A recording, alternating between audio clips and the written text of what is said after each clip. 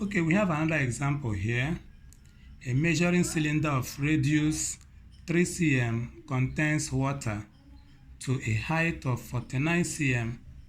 If this water is poured into a similar cylinder of radius 7 cm, what will be the height of the water column? Okay, now we have two cylinders here of different radius.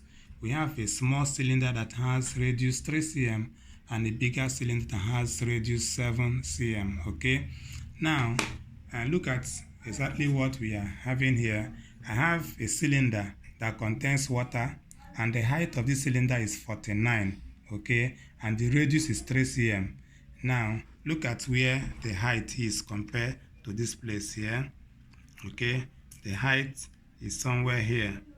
Now if I pour this water inside here, so you will see in this new container the height will not be up to this place again, it will be below. Why? Because the radius here is bigger than the radius in this smaller container. But then the volume of this water is still as the same volume in the water here. So the volume has not changed.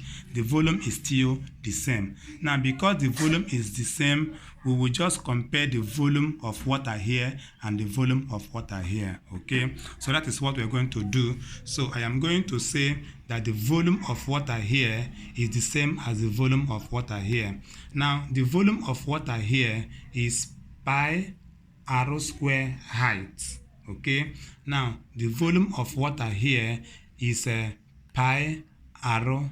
I use big arrow to differentiate it from this other one, is pi r square height. I use x as the height of the water in this bigger cylinder. Okay, so since their volume are the same, I will just compare them. So we now have pi r square height. This is the height of the smaller cylinder. This is the radius of the smaller cylinder. Is equal to pi r square x, where x is the height of the bigger cylinder and this capital letter R is the radius of the bigger cylinder. Okay, so if I make x the subject of the equation, I will now have pi r square height all over pi r square.